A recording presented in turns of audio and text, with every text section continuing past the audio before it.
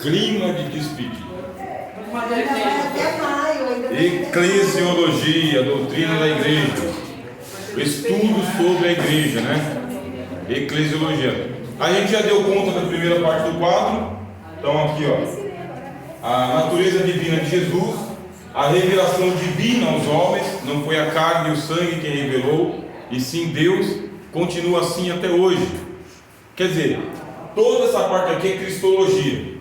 Agora que a gente já tem o fundamento da cristologia, a gente consegue entrar para a eclesiologia, porque a eclesiologia depende de uma cristologia saudável, sadia, ortodoxa, também bem acertada. Se a cristologia estiver errada, o conceito de Cristo estiver errado, já não é igreja. A gente viu, Cristo não é plenamente homem, não é igreja. Cristo não é plenamente divino, não é igreja. Cristologia errada é mapa errado. Agora que a gente já tem aqui a cristologia saudável, sadia, bíblica, a gente consegue tratar de eclesiologia. Aí começa com a palavra do Senhor Jesus, falando assim, né? Versículo 18, Mateus 16, 18. Quem perdeu a primeira parte da aula precisa acessar aqui para assistir a primeira parte. Não tem irmãos que não está presente aqui, assiste a primeira parte da aula. A aula está sendo gravada. Pois também eu te digo, veja só, Cristo falando, tá? Eu te digo que tu és Pedro. Aí vem a natureza espiritual de quem? De Pedro. Qual que é a natureza humana? A natureza humana, Simão. Simão, filho de quem? De Jonas, Bar Jonas. Bar é filho, tá? Jonas ou Jonas é o nome. Quer dizer, a natureza comum de Pedro, a natureza de pescador que Pedro tem, que é a nossa. A gente não nasce com a natureza espiritual, a gente nasce com a natureza do Adão.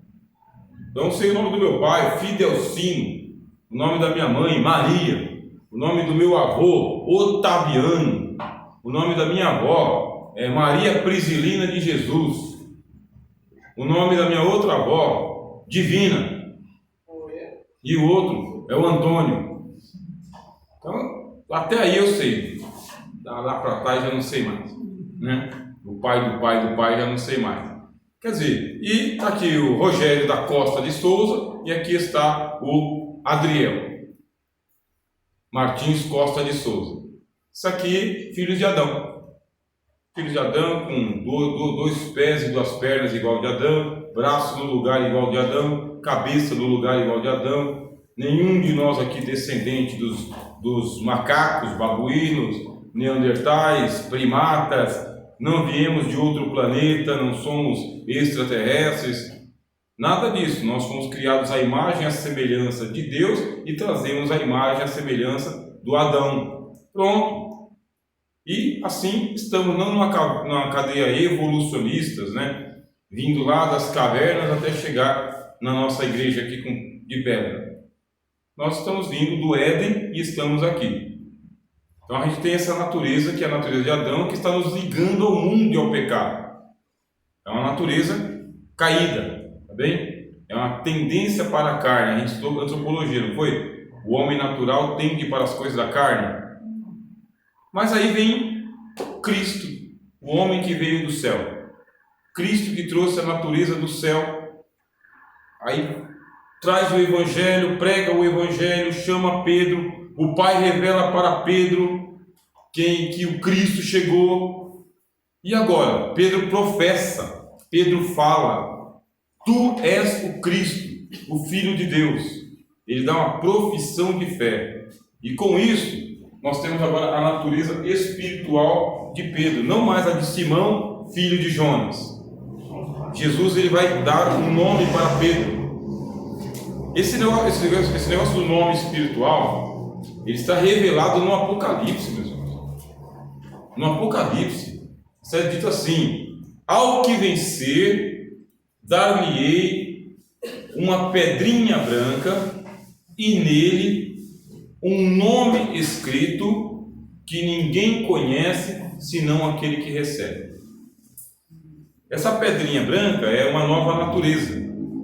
É uma natureza para que a gente continue ligado no céu, entendendo as coisas do céu, gostando das coisas do céu e buscando as coisas do céu. Essa natureza, essa tendência que a gente tem para... Se eu quero sentar aqui, meu irmão, quiser participar da aula, pode vir.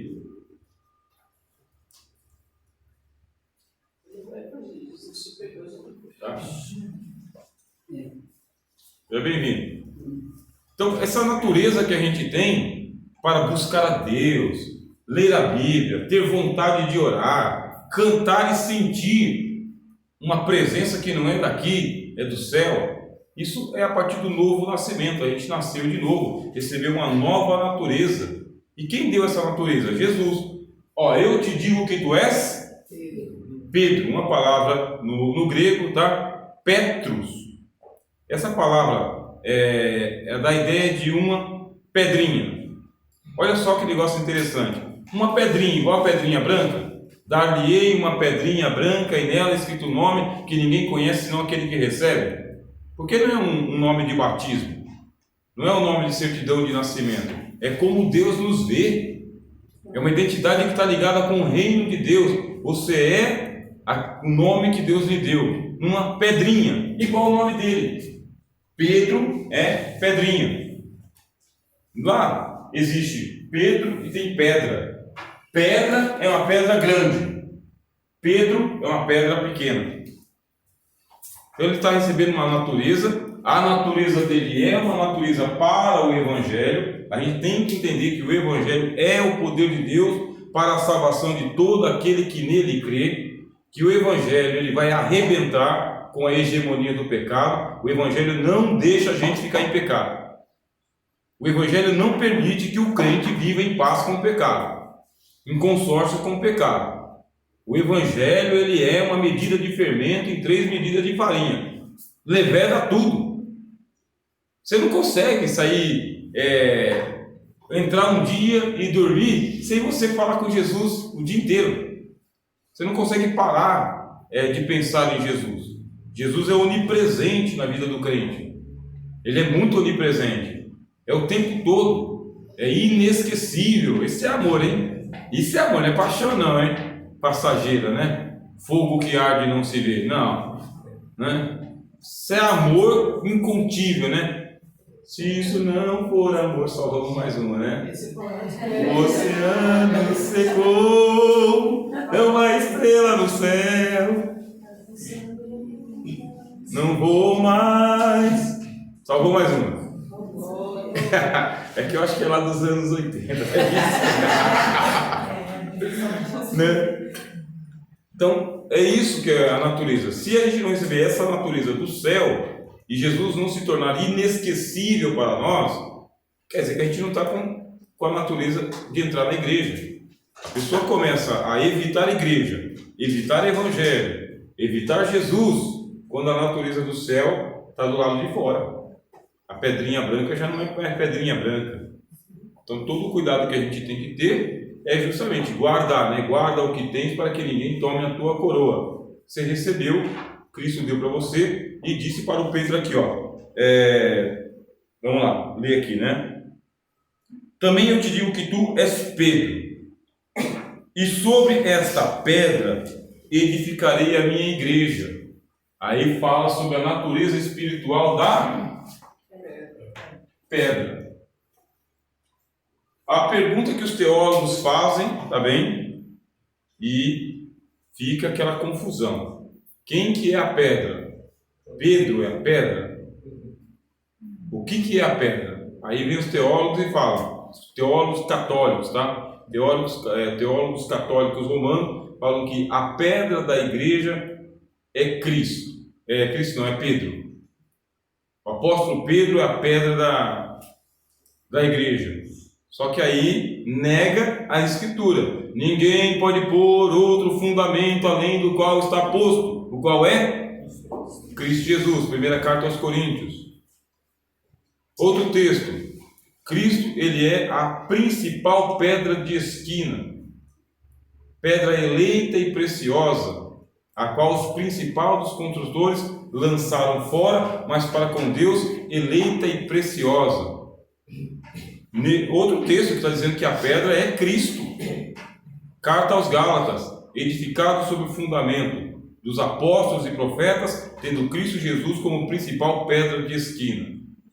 Outro texto, carta do apóstolo Pedro: vós também, como pedras espirituais, sois edificados em cima da pedra que foi rejeitada, que é Jesus. E outra pedra, que é do profeta Daniel: e vi uma pedra cortada sem o auxílio de mãos, que bateu no pé da estátua, esmiuçou a estátua, e essa pedra se transformou num grande monte. Em todos os contextos, a pedra aponta para Jesus. Todos os contextos que você lê nas Escrituras, a pedra do texto é Jesus. Aí se fala da natureza espiritual da pedra fundamental, que é a pedra de esquina. Essa pedra de esquina é chamada de pedra de ângulo, né? Agora, na arquitetura moderna, né? Na engenharia moderna, né? O pessoal usa outros esquemas. Mas o esquema do tempo do Senhor Jesus é escolher aquele que ouve essas minhas palavras e as pratica, semear-ei o homem prudente, edificou a sua casa na rocha. Vou fazer a construção, eu tenho que encontrar um solo que seja pedregoso,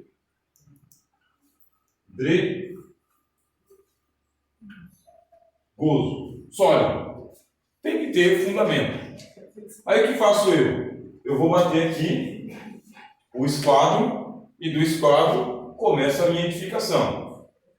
Principal pedra. Dessa daqui eu tiro o ângulo para as demais. Dessa daqui eu tiro o ângulo. Qual que é a ideia do Senhor Jesus?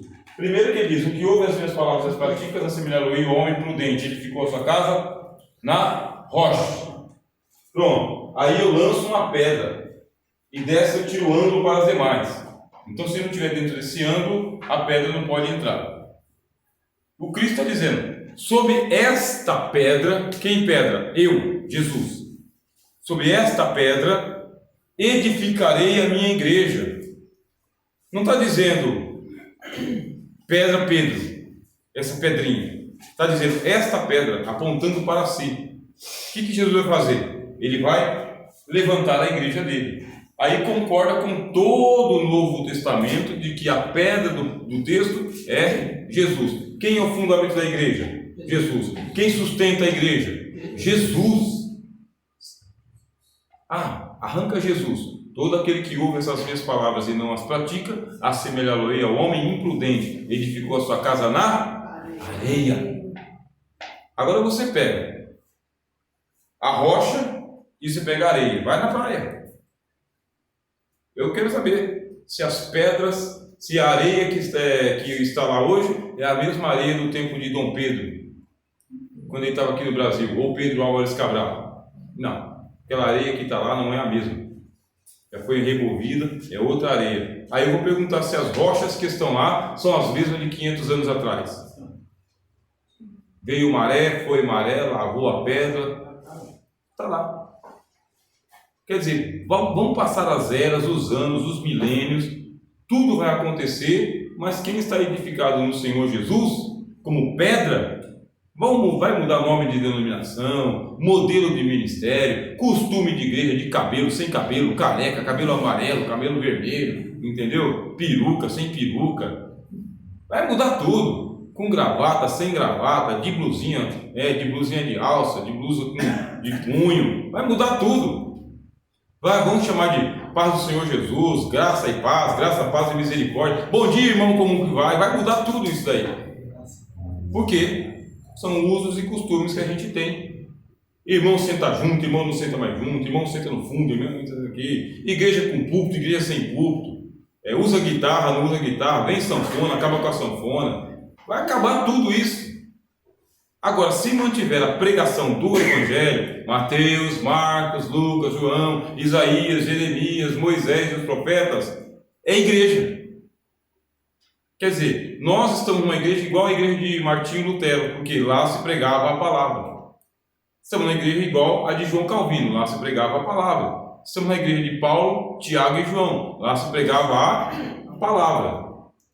Agora, se tirou a palavra, pode colocar o que você quiser, que já não é mais igreja. Essa é a natureza espiritual da pedra. É garantir de que nós estamos numa igreja sendo edificada para a morada de Deus em espírito, a Bíblia diz. Morada de Deus em espírito. Deus habita na igreja.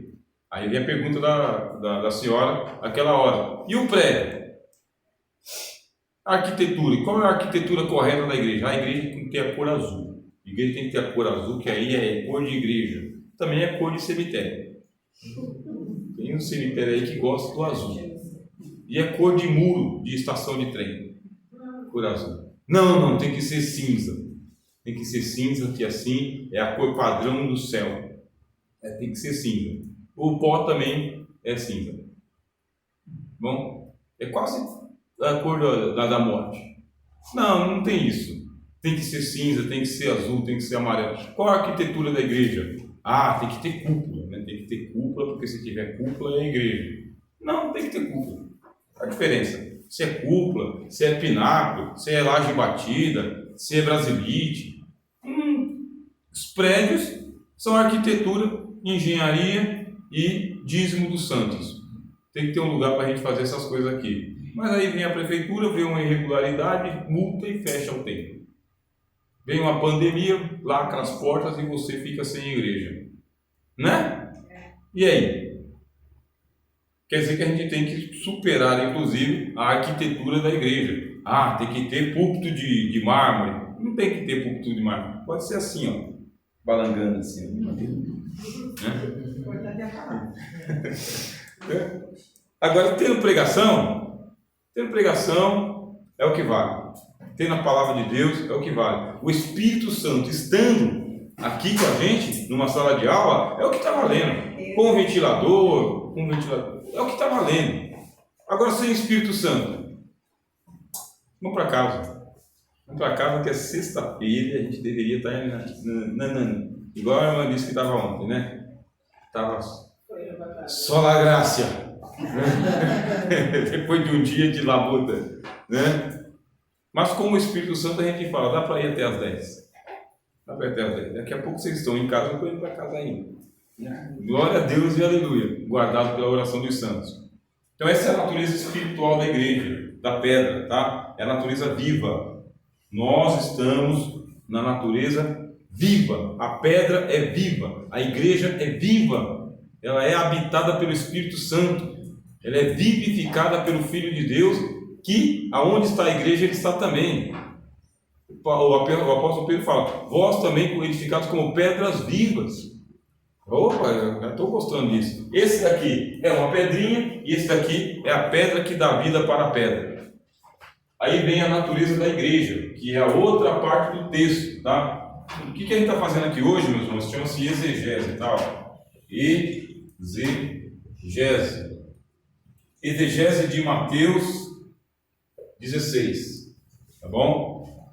Exegese é quando você pega o texto e vai analisando ele parte por parte, palavra por palavra, dentro do contexto que ele tem. Chama-se exegese.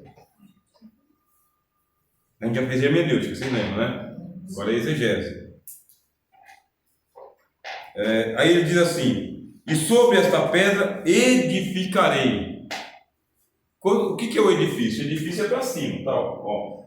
Aí, o conceito de edifício é para cima, tá? Então você tem a pedra e você tem a igreja que é edificada.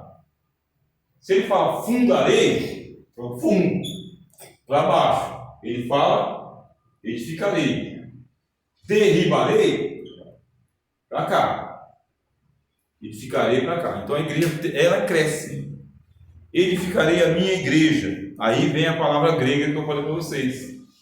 Eu edificarei a minha eclésia, a minha assembleia, a minha, não é a dos gregos, aonde só tinha homens para participar, as mulheres ficavam de fora. Só homens livres participavam e os escravos não participavam.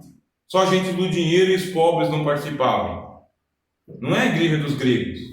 Porque o Novo Testamento, o Evangelho, ele faz isso. Ele pega a cultura que está lá e ele converte. Jesus não usou o carral, minha sinagoga. A igreja não é sinagoga, não pode ser sinagoga. A sinagoga é fechada, é trancada, é só para o judeu. A igreja é um ajuntamento de pessoas, chamados, tá? Essa é a natureza da igreja. É a igreja enquanto está fazendo evangelismo, chamado. Natureza da igreja é evangélica, evangelizar. Natureza da igreja é evangélica, pregar o evangelho, anunciar o evangelho. Por quê? Porque o evangelho é o poder de Deus para a salvação de todo aquele que nele crê. É a única maneira de Deus salvar os homens. Deus escolheu a loucura da pregação. Aprove a Deus salvar o mundo pela loucura da pregação. Por isso que eu acredito na história daquele livro Heróis da Fé, que diz que o missionário chegou e ele foi pregar numa aldeia lá na África e não tinha intérprete. Não tinha intérprete na África. E acharam um que falava o inglês, igual ele, só que o cara estava bêbado. O cara estava bêbado. O intérprete bêbado, né? E ele começou a pregar o evangelho, né? E o único intérprete bêbado, né? Com odor de cachaça, traduzia a pregação do missionário para os aldeões. E qual que foi o resultado? A aldeia se converteu. A aldeia se converteu pela pregação usando o intérprete bêbado. O evangelho é o poder de Deus. Ele é o poder de Deus. Ele é o poder que Deus envia do céu para a salvação de todo aquele que nele crê, tanto do judeu quanto do grego. Por isso é a igreja evangélica, porque prega o evangelho. É a igreja evangélica porque evangeliza. Essa é a natureza da igreja, bem?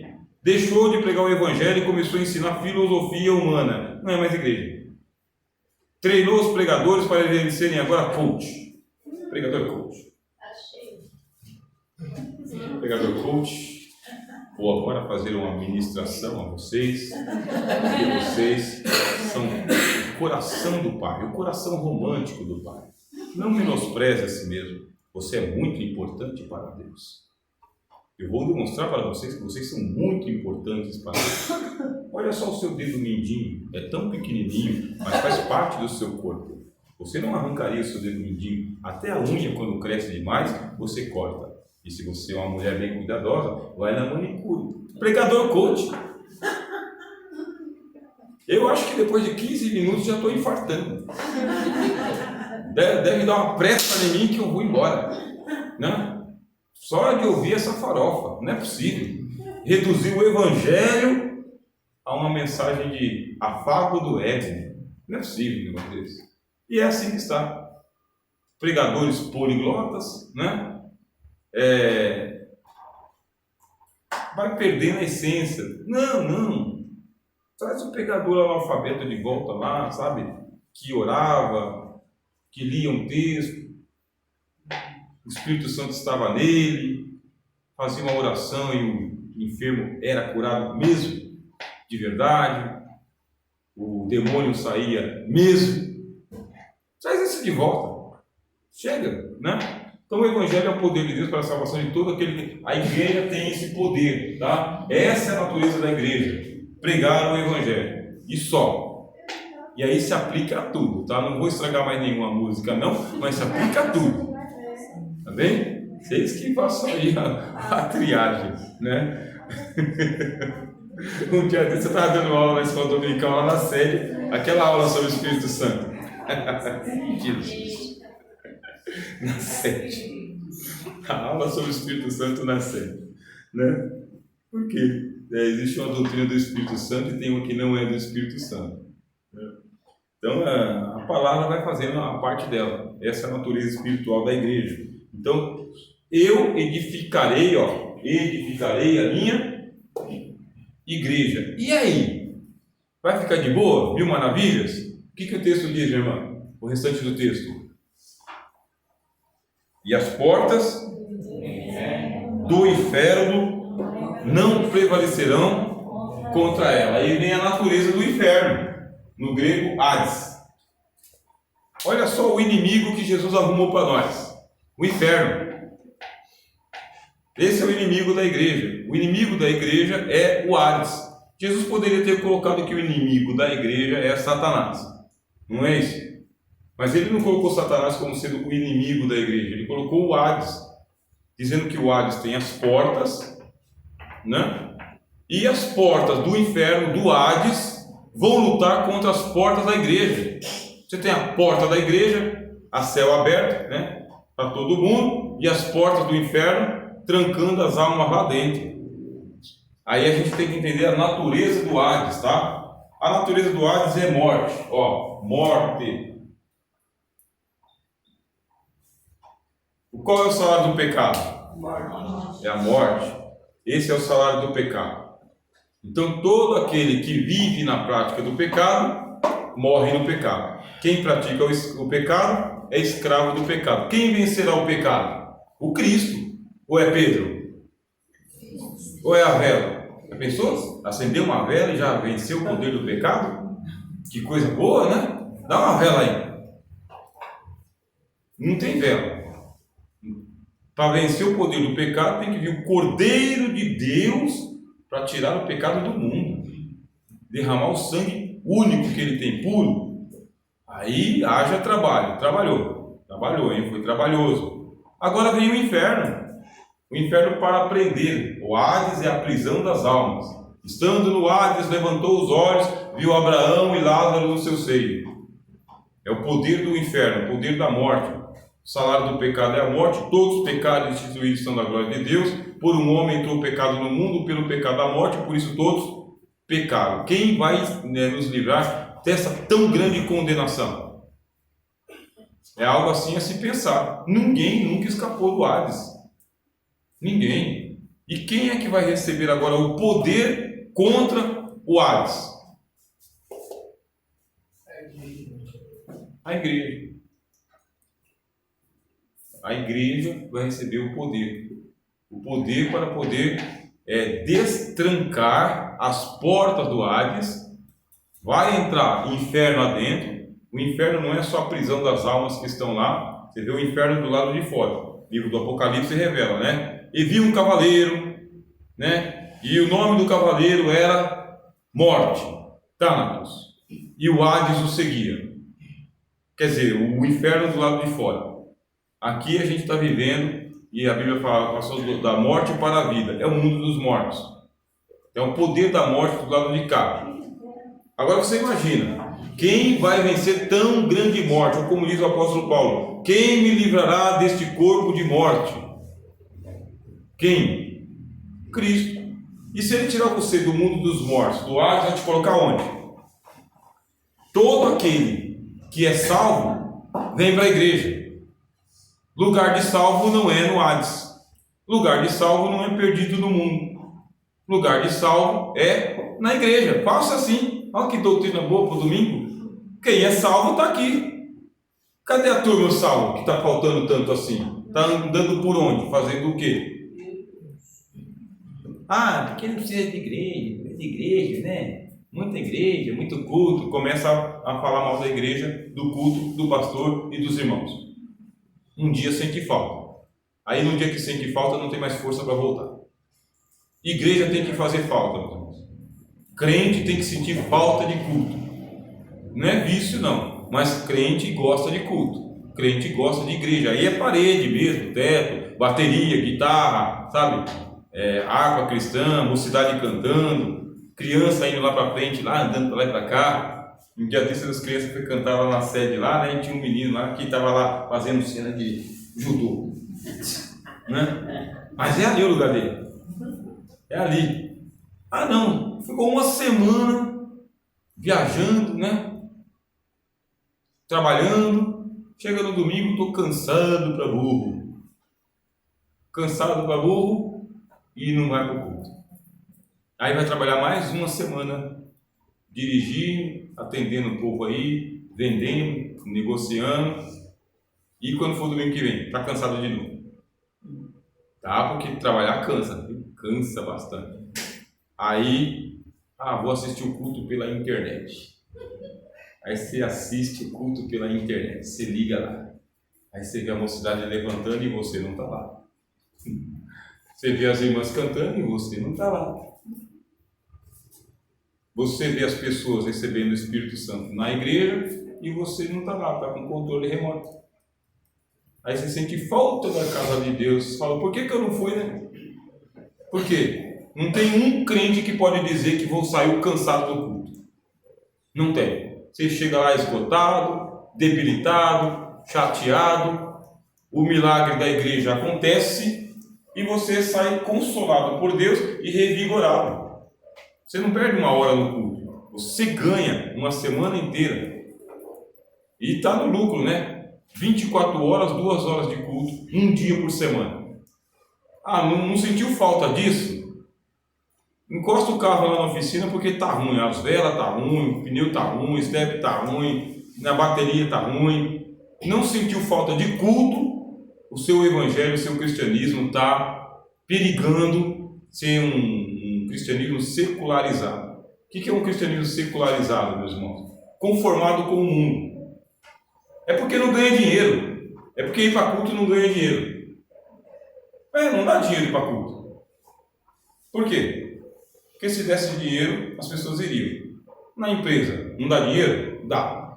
Cansado você não vai? Sim. Espirrando pra caramba, você vai? Vai. Com sono? Vou. Dormindo? Não. Mas vai. Falta? Não, porque desconta no salário. Então desconta no salário, a gente vai. Deixa filho, esposa, tudo para trás e participa lá da empresa lá a semana inteira. Mas no culto a gente vai ter que trazer o dinheiro. Tem que trazer os dízimos e as ofertas à casa do Senhor. Tem que servir a Deus com espírito voluntário. Tem que ter alegria de ser alguém que sustenta as coisas de Deus, que paga a luz, o ventilador está ligado aí há um tempão. Alguém tem que fazer isso. O lustramóveis. Aí Deus está fazendo o quê? Está dizendo, então você é a igreja. Nesse caso a gente está vencendo a natureza do inferno. O inferno não está prevalecendo contra a minha igreja. Que isso fique bem gravado para os nossos corações. É a igreja. Jesus está levantando a imagem da igreja. É contra a minha igreja que as portas do inferno não prevalecerão. Você quer prevalecer contra o inferno? É igreja. Igreja com seus ajuntamentos, com seu culto, com a sua liturgia, com todo o momento é igreja. Tua casa onde você mora ali com seu pai, mãe, marido, esposa, é a tua casa. É lá que tem cama, entendeu? Mesa, tem geladeira, fogão, televisão com controle remoto, computador. É lá que você tem a chave da casa. Mas é tua casa. Para você ir descansar depois de um dia de trabalho e depois de 1 hora de culto. É a tua casa. Ah, eu quero transformar minha casa em igreja. 1 hora você vai cansar. Então, tua casa que Deus te deu. Pronto, você sai da sua casa e vem para a igreja. Ah, mas eu adoro a Deus na minha casa. Toca a campainha. O cachorro fica latindo. Vizinho chama. Vem para a igreja. Para a igreja. 1 vez por semana, 2 horas. Rapidão. Passa que você nem percebe. Que hora que é, por favor? 9h42. 9h42. Obrigado, querido. Tá vendo? Estamos antenados. E ó, tá rendendo o tempo, vocês viram? É o milagre da igreja. É o dono do sol e da lua de Josué, hein? Coitado, vai virar vigília. E a natureza do Hades é morte. Então a gente está em luta. Veja só que o texto diz que é a igreja que vai contra o Hades, não é o Hades que vem contra nós. As portas do Hades não prevalecerão contra a minha igreja. Aí o texto continua. O que o texto diz? Vamos lá. E te darei a chave do inferno. Do reino. A gente não tem chave do inferno. A gente tem a chave do reino. As portas do inferno não prevalecem contra a igreja. E é dado a Pedro, que representa o cristão, é dado a chave do reino. O evangelho é boa nova, meu irmão. Não é para dizer, vá para o diabo que te carrega. Sabe? Mudar isso daí. Não. Vem aqui, Jesus, ele quer você. Jesus está te chamando, eu vou te ligar com Jesus. Eu estou te dando a chave do reino. Reino de quem, meu irmão? de Deus. Reino de Deus, não é reino das trevas, né? É o reino de Deus. Você vai lá, tira a pessoa das garras do pecado, da morte do diabo, traz para a casa de Deus e liga ele, tá? Ó o texto.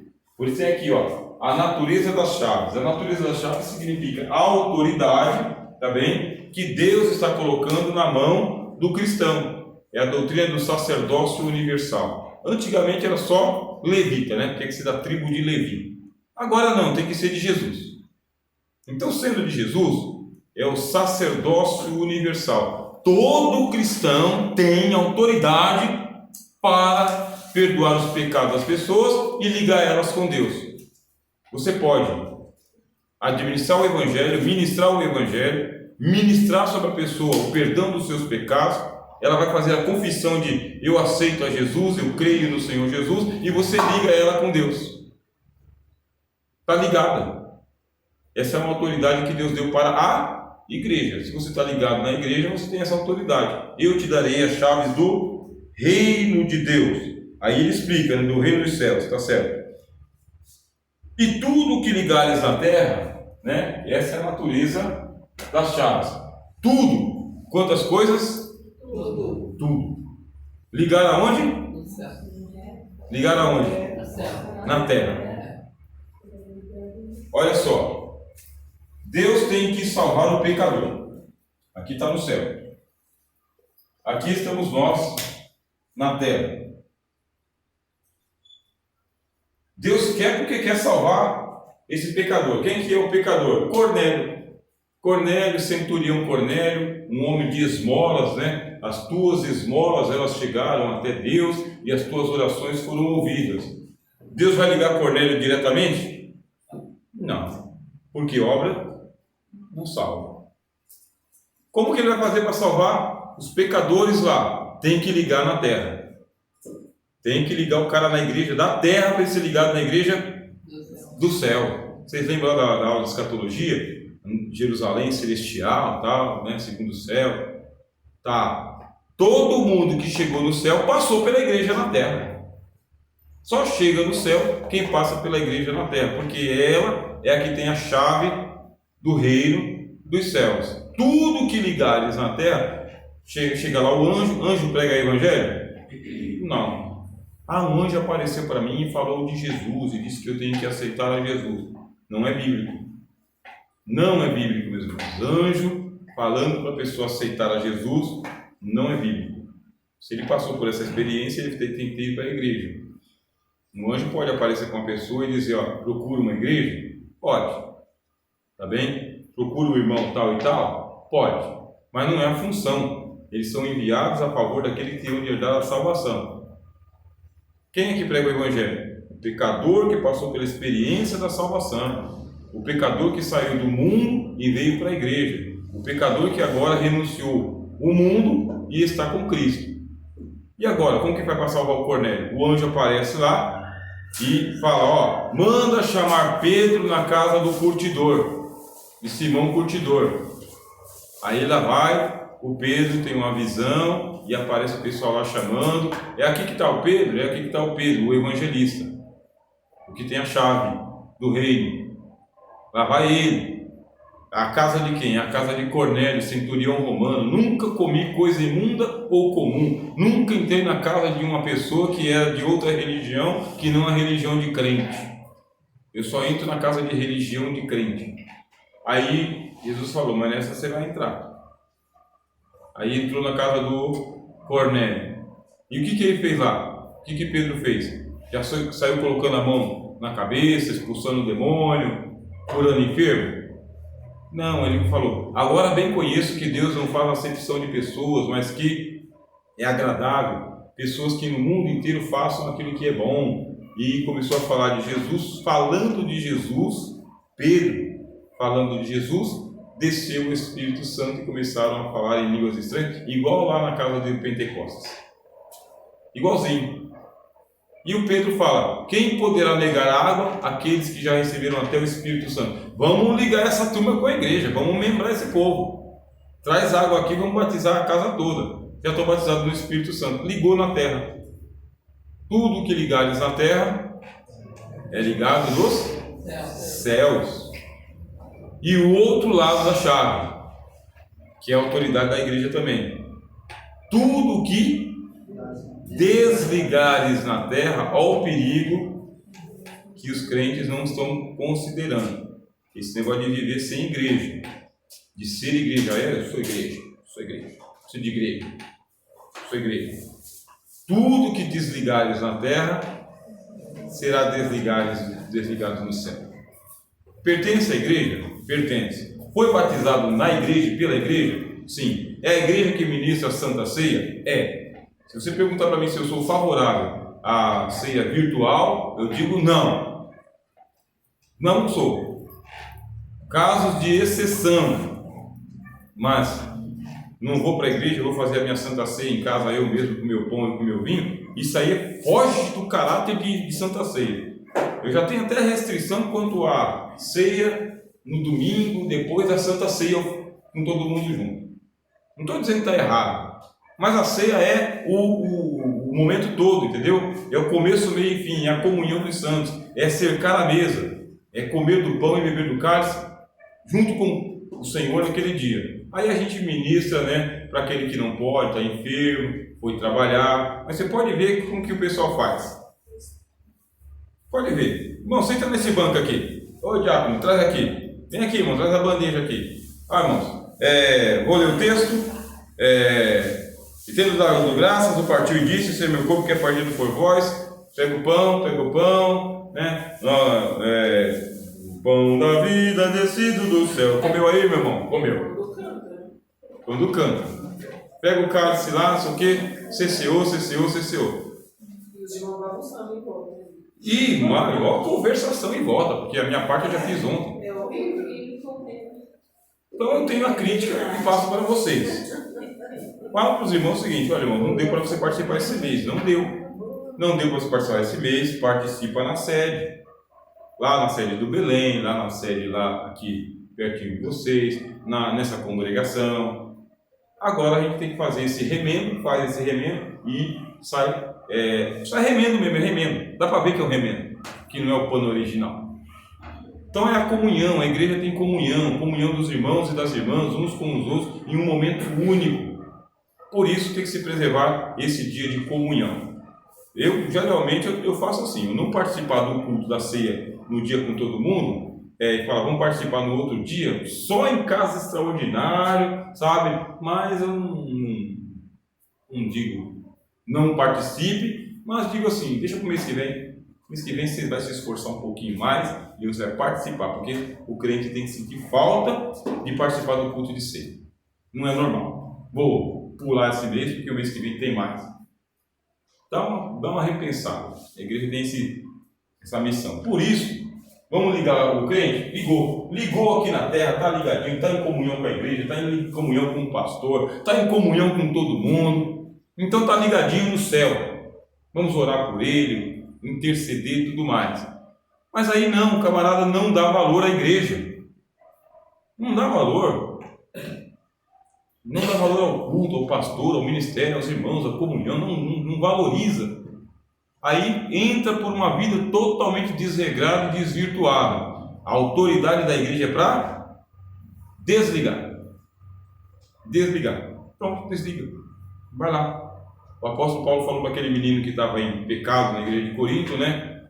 Que ele fosse entregue a Satanás, porque é o que ele escolheu. Né?